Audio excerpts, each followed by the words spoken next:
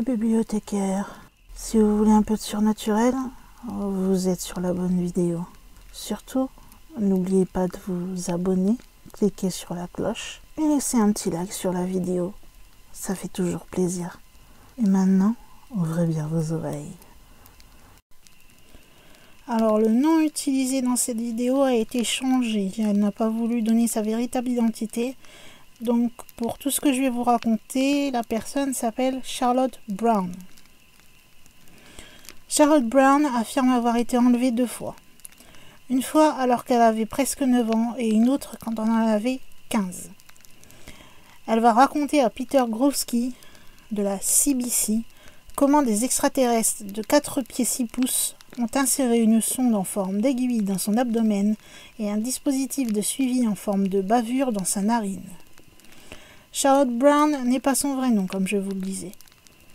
Tout cela peut sembler totalement farfelu, admet Bud Hopkins, qui est un expert bien connu des enlèvements extraterrestres. Mais après avoir collecté plus de 120 cas d'enlèvement, Hopkins dit que l'histoire de Charlotte suit un schéma commun et crédible. Le physicien Stanton Friedman, l'un des plus grands ufologues du monde, soutient Hopkins et dit que les expériences comme celle de Charlotte sont beaucoup plus fréquentes qu'on ne le pense. Lors d'une interview, Hopkins va demander à un moment donné à Charlotte Brown, qui a accepté donc de faire une courte interview, je crois, d'une vingtaine ou trentaine de minutes, si elle est à l'aise de parler de ce sujet.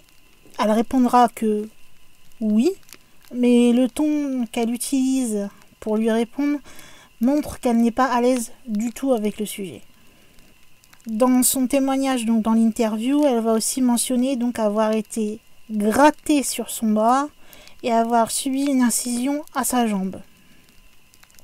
Hopkins va comparer cela aux marques scoop, entre guillemets, trouvées sur certaines personnes qui ont déjà été enlevées elles aussi. Elle va ajouter qu'il y a eu également une grosse aiguille qui a été insérée dans son abdomen et qu'une bavure en métal a été insérée dans son nez. Elle dit que le truc du nez avait un son de déchirure pendant l'insertion.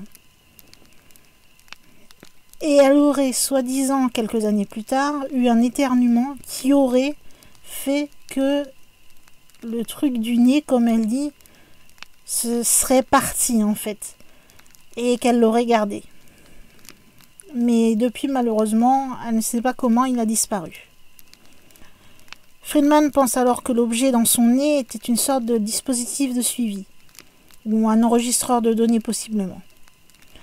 Ni Bud ni Stanton n'en ont jamais rencontré un, mais ils prétendent qu'il existe un modèle pour ces implants dans le nez et que beaucoup ont été retirés des personnes enlevées.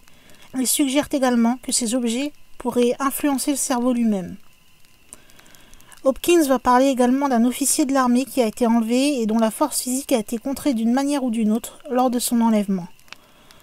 L'homme a senti qu'il ne pouvait pas du tout bouger et qu'il était comme une marionnette et qu'il faisait tout ce que les êtres qu'il avait en face de lui demandaient.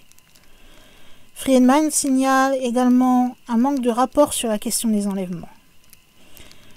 Il déclare que les observations sont toujours présentes, qu'elles ne sont généralement pas couvertes par les médias nationaux et se limitent aux reportages locaux. Et nous savons aussi qu'elles sont bien cachées aussi par nos politiques, même s'il y a peu, il y a soi-disant un rapport qui a été sorti et déclassifié, mais je pense qu'on n'apprendra pas grand-chose de celui-ci.